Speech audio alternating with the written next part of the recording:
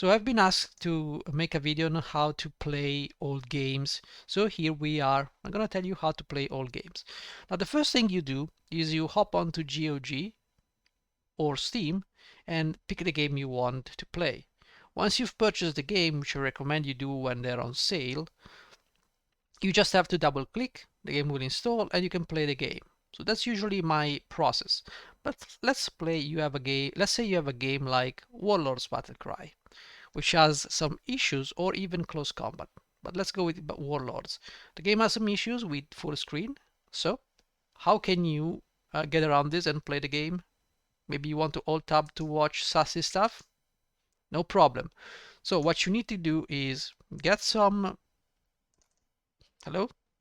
Oh, I'm going in the video chat, sorry. It's here on D. There are some applications that are called wrappers, DirectX wrappers. What these applications do, they are DirectX Window and it's DG Voodoo. These applications, they basically emulate, I don't know how to say, it's like they fake a window. So they take the game and they wrap it in a window. So the game thinks it's a full screen and it uses the like direct draw mode or whatever. We're gonna fire up one. There you go. And you can configure the game. Like for let's say Rage of Mage 2, we can modify this. You have to configure, of course, where you're gonna fire the game. I'm using GOG version.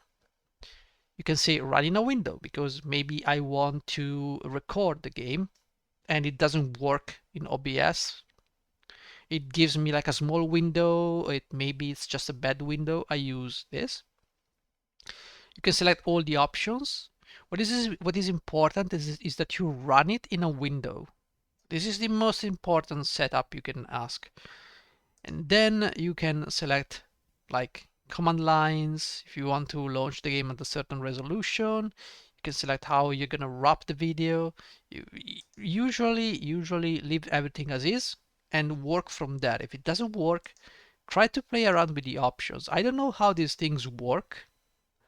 So usually I randomly press stuff until it works. You can simply click on try and it will try the game with these options. Then when you do, and it won't save that. So you can click cancel, everything is good. Okay, it doesn't apply anything. So as you can see, every game is different. World Battlecry is different. Video, whatever. So you can set it up however you want. And that's one way, because for graphical issues, what else can you do? Some old games, and that's not for DOS games. This DirectX window is more for games like they were past the DOS version, like Windows 95, Windows 98 games, some Windows XP, but Windows XP was more already on the 3D realm of things. But anything pre-2000, you basically might enjoy from a wrapper. So that's one thing you can do. But what if this doesn't work? What if you cannot even play the game? Well, you have only one solution to this, and it's called PCEM. I'm gonna disable PCEM here so you can see it. Okay, so this is PCEM. You need to create a new machine right here. It's called create. You click on the new key, and it's gonna prompt you with the machine you want to create, which is gonna be this this window. Now I've already 4 machines set up here. 2 are Windows 98 with different settings. One is Windows XP, which is horrendous, and one is MS-DOS. Now, one word of advice, and I'm gonna be very specific here. Now, you need to install everything from scratch. This what PCM does, it emulates a machine. So what you see here is the hardware emulation of a Pentium Overdrive 133, which means you need the drivers for a Pentium Overdrive 133, which usually comes with Windows. But if you have like a graphic card, in this case, Graphic Pro Turbo Max 64 GX, if you're on Windows 95, I'm sorry guys, you need to find those drivers and bring them on Windows 95. So you set up your machine here, select your audio device, you configure it the way you want it.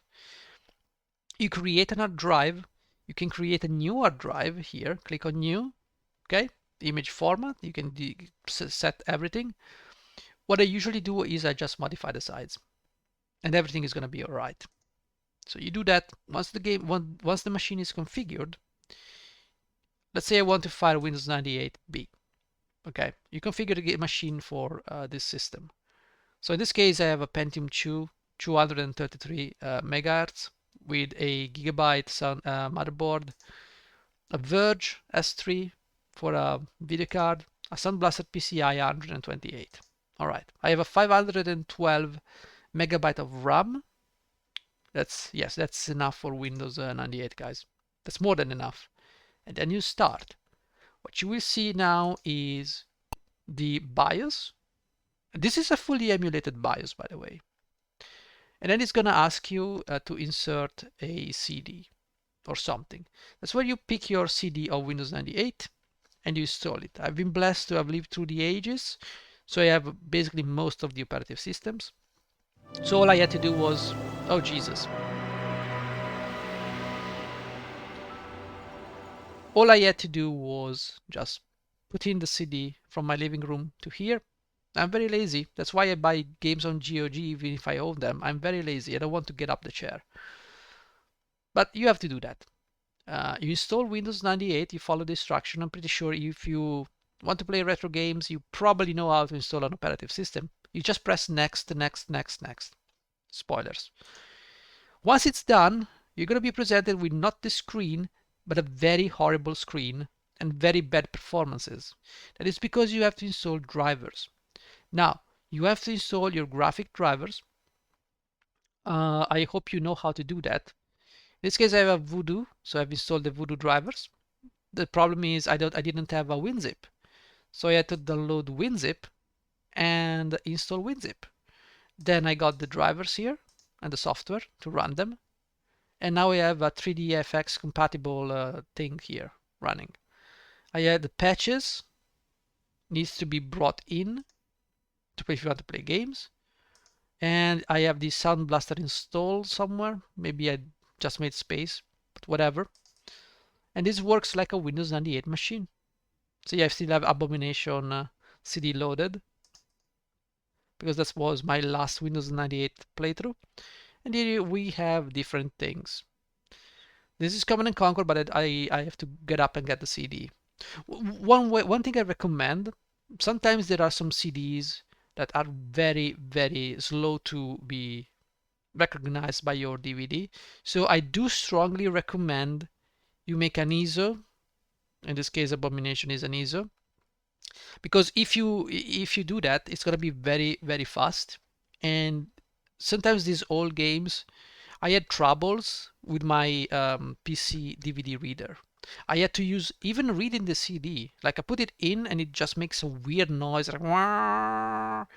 I don't trust that. So I had to use an external CD reader, and even then it took me like 5 minutes just to have the CD pop up. So the best thing, that is maybe bad sectors, maybe I don't know what's the reason. All I know is I made an ISO and it just runs flawlessly. That's because of course it's going to use the hard disk. So it's probably going to be a mechanical issue like with the DVD reader or maybe with the CD. But if you make an ISO, it's just going to be faster. Just make an ISO. Okay, put your game CD, make an ISO, and then use the ISO to install the game. It's just, trust me, it's going to be faster. You're going to lose a lot of time. I already went through that. Never again. So the problem is, how do you find drivers? Well, that's the problem. You have to go to the internet. So you have to install everything from scratch. And what you do is go on your amazing web browser and you type Sound Blaster 16 driver, right? You need to find a site that has it. Get it wherever you want. Just make sure it's legit. You can go into the Sound Blaster 16 archive. You can download the software. All right, you can go over here. So what is the problem? The problem is that you're using an emulated machine, and this machine right here does not have access to your download directory. So how do you transfer things? Like, this is not a virtual machine, so drag and drop does not work. What you have to do is, let's make an example with this directory. Let's say you have downloaded some files. What you do is you create a directory, like exports in this case, double click, we have all the files here, put them all here. Do whatever you need to do, just put them there, organize in folders, unzip them, you do whatever you want, just put them here. Then you go up one directory and you right click, you download so I don't know, I'm using virtual something, I don't know what this program is anymore, but you just build an ISO image. Once you have built an image, you can go over here, go into CD-ROM, select image, and select the image you've just created. It will then appear if you go here into your CD. Oh, I double clicked. Oops. Well, you open the CD and you will find your drivers and your stuff. Now you can install it from here, or you can copy it into a temporary directory in C or D, and then you proceed to install your stuff. Once that is done, you can install games and you can play games. And that is how you play all games that you cannot play on Windows 10 or 11. Easy, right? And you have to remember, guys, shut down your system, right? If you click shut down from here, or you press X, it's gonna count as a hard shutdown, like you press the button or there's a blackout. So it's gonna run the scan disk the next time you fire up. Yes, I've called my user God. What can I say? So shut down the system. There you go. And that's how you do it. So to recap, if you cannot run the game on GOG or Steam, you have two solutions. If it's a graphical issue, you can use wrappers. Just make sure they point to the correct executable on GOG or Steam. Or if the game cannot run for whatever reason, you can use, as a last resort, or maybe you just have the game and you just want to play the original, you can use PCEM to emulate the system, but that requires you to install Windows or MS-DOS from scratch, drivers included. And that's how you can play these games of old. If any other question requires a video on its own, like installing a machine on PCM. I assume if you want to play these games, you are capable of doing that. And I assume you're capable of pressing next when you're installing Windows. You know, but I don't think there's anything else to say. That's how you do it. This is literally nothing else. So thank you for watching. Have fun.